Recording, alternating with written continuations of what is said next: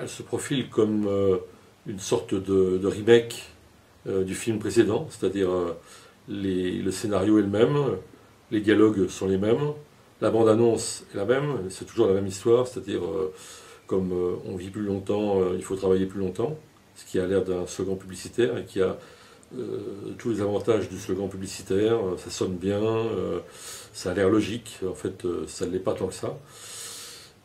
Donc c'est les mêmes mots, même dialogue, mais les rôles changent, c'est-à-dire que les comédiens, maintenant c'est Hollande et Hérault dans les costumes de Sarkozy et de Fillon, et Sapin dans le rôle de Woerth.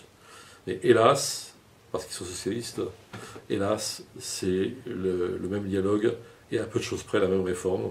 C'est-à-dire qu'on va probablement en effet augmenter le nombre d'annuités nécessaires pour avoir droit à une retraite à taux plein, ce qui revient à reporter l'âge de la retraite de façon très hypocrite, et ce qui revient aussi, c'est ce que dit le dossier de politique cette semaine, à encourager les gens pour compléter leur retraite à avoir recours à des assurances privées.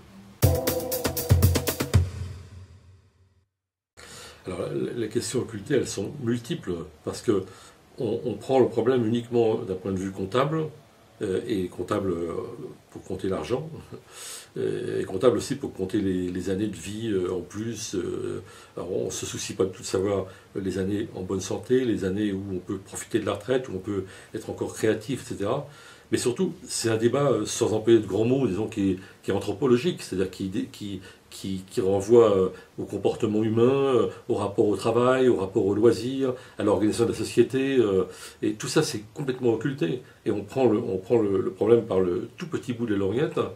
D'ailleurs, je donne un seul exemple, c'est que s'il n'y avait pas 5 millions de chômeurs en France, 5 millions de personnes donc, qui ne cotisent plus, eh bien, on n'aurait pas de problème de déficit de la caisse retraite. On a ce déficit parce qu'il y a ce problème de chômage, et au lieu d'aborder ce problème avec les solutions qui existent, eh bien, on en fait subir doublement les conséquences à la société. Oui, parce que quand on prend un peu de recul par rapport à ce débat, on se rend compte qu'il y a une anomalie fondamentale, pratiquement incompréhensible. Toute l'histoire, depuis un siècle et demi, qui est l'histoire du mouvement ouvrier, mais qui est aussi simplement l'histoire de la machine qui remplace l'homme, c'est une histoire de modernité, donc c'est une histoire d'augmentation de la productivité. Tout cela conduit toujours, depuis 1848, disons, à la réduction du temps de travail. Et en de rares circonstances historiques, on est revenu en arrière, et ça a toujours été des moments de réaction noire. C'est-à-dire le Parti de l'Ordre en 1848, le Second Empire, Daladier en 1938, puis Pétain, etc. etc. C'est les moments où on rallonge le temps de travail. Et là, on va rallonger le temps de travail.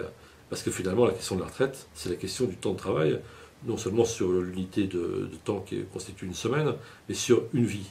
Eh bien là, on est du mauvais côté de l'histoire, du côté des moments les plus sombres de l'histoire et les plus réactionnaires, hélas. Et ce qui est un peu choquant, étonnant en tout cas, c'est que c'est une espèce de démocratie bonasse là, qui a l'air de rien, qui finalement s'identifie à des régimes qui ont été très très durs dans notre histoire.